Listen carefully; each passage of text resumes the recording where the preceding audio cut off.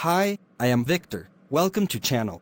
Today we will learn about reconstructing the Nazi Party of Adolf Hitler's Brüning management, appointment as Chancellor, Reichstag fire in March elections, Potsdam Day and activation law. At the time of Hitler's release from prison, politics in Germany had become less combative and the economy had improved, limiting Hitler's opportunities for political agitation. As a result of the failed beer hall putsch, the Nazi Party and its affiliated organizations were banned in Bavaria. In a meeting with the Prime Minister of Bavaria Heinrich held on the 4th of January 1925, Hitler agreed to respect the state's authority and promised that he would seek political power only through the democratic process. The meeting paved the way for the ban on the NSDAP to be lifted on the 16th of February. 130, however, after an inflammatory speech he gave on the 27th of February, Hitler was barred from public speaking by the Bavarian authorities, a ban that remained in place until 1927.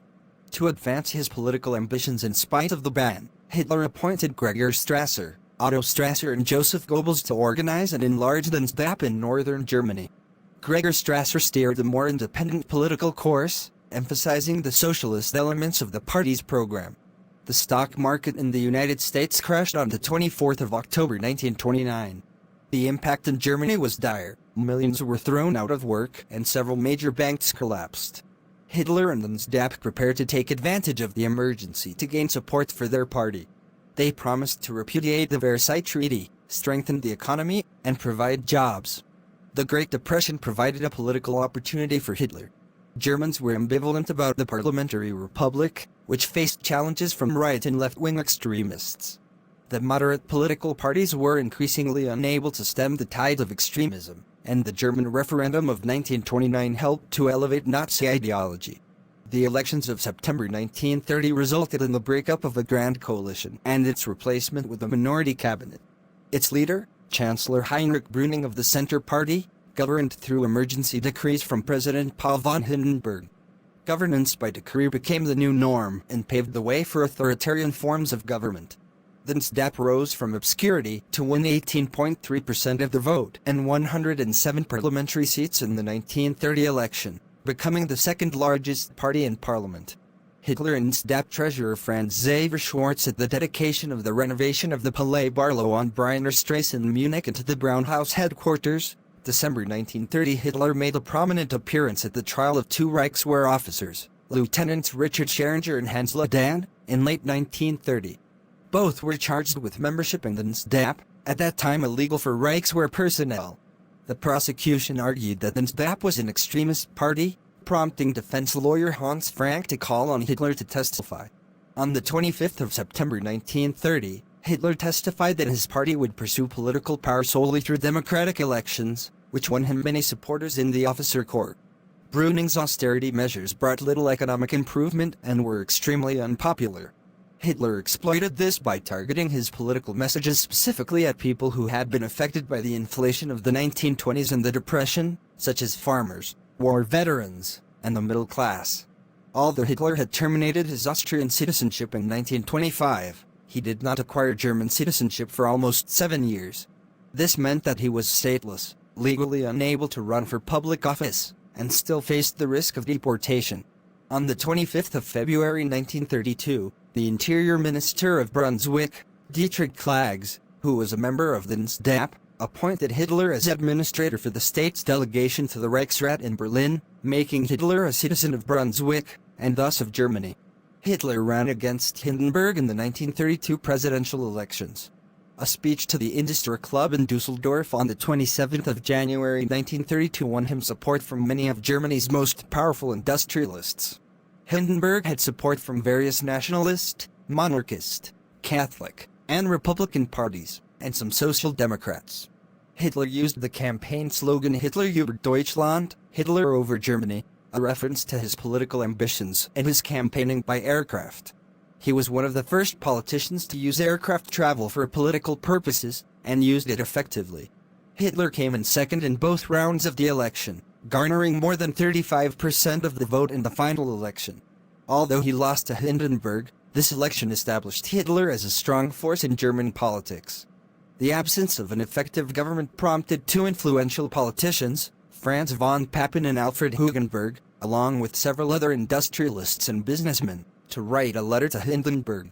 The signers urged Hindenburg to appoint Hitler as leader of the government independent from parliamentary parties, which could turn into a movement that would enrapture millions of people.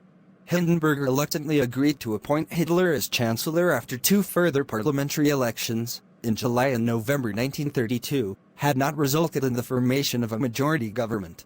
Hitler headed a short-lived coalition government formed by the NSDAP, which had the most seats in the Reichstag, and Hugenberg's party, the German National People's Party, DNVP. On the 30th of January 1933, the new cabinet was sworn in during a brief ceremony in Hindenburg's office. The NSDAP gained 3 posts. Hitler was named Chancellor, Wilhelm Frick Minister of the Interior, and Hermann Göring Minister of the Interior for Prussia. Hitler had insisted on the ministerial positions as a way to gain control over the police in much of Germany. As Chancellor, Hitler worked against attempts by the NSDAP's opponents to build a majority government. Because of the political stalemate, he asked Hindenburg to again dissolve the Reichstag, and elections were scheduled for early March. On the 27th of February 1933, the Reichstag building was set on fire.